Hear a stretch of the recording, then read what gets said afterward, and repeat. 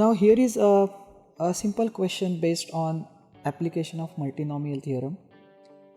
Find the number of non-negative integral solutions of the equation x1 plus x2 plus x3 is equal to 10. Now here if you see the symbols, that is, we know that the sum n is 10, then the number of variables given here is 3. So here we have r equal to 3, and as per the standard result that we have seen earlier, the number of non-negative integral solutions of this type of equation are given by n plus r minus 1 c r minus 1.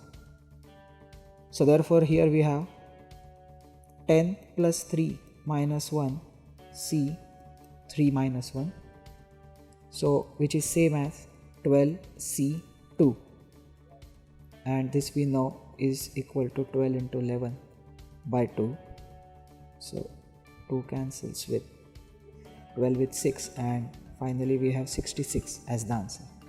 So this is no doubt we have directly used the formula, but let us also see how to find that using the actual procedure that we use to derive this very formula.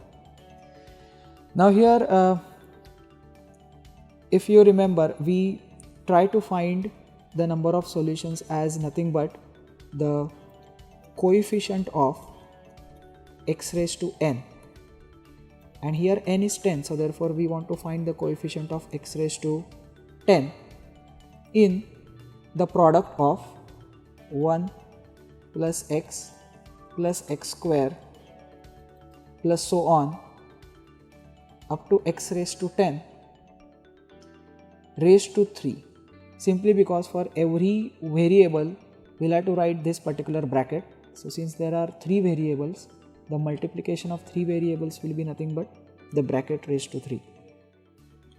Now this is further equal to coefficient of x raised to 10 in.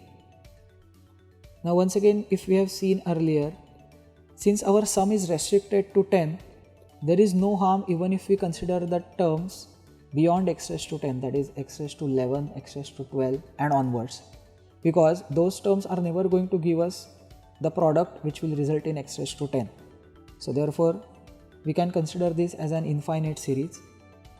So therefore we have the coefficient of x raised to 10 in 1 upon 1 minus x, well, there is raised to 3 here, so here also we have raised to 3, which is in turn equal to coefficient of x raised to 10 in 1 minus x raised to minus 3. So this is equal to coefficient of x raised to 10 in. Now this is where we have to expand using the binomial theorem.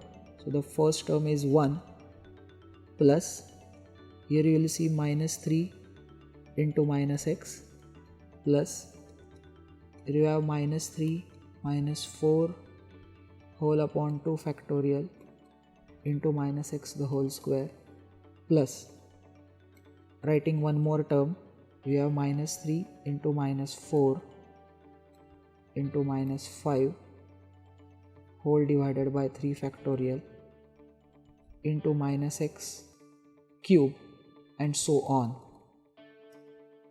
Now since we are interested to find the coefficient of x raised to 10, we have to basically reach to that particular term which has x raised to 10, and we have to see what coefficient it will come.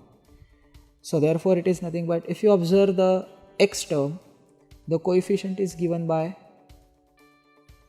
minus 3 into minus 1, that is equal to 3, so which is actually nothing but 3c1. If we consider the x square term, here we see that the coefficient is given by minus 3 into minus 4 upon 2 factorial. Now the 2 minuses will become plus, and since it is minus x squared, the minus sign will also disappear. So finally we have 4c2 as the coefficient of x square. So you see, whichever is the power of x we want to know, the same number comes here, and then it is 2 more than that. So therefore with that logic we can easily conclude that the coefficient of x raised to 10 will be nothing but it's the coefficient C10 and on top it will be 12. So which is nothing but 12C2, which is precisely what we had got earlier in the formula. So that is how we get the total number of required non-negative integer solutions as 66.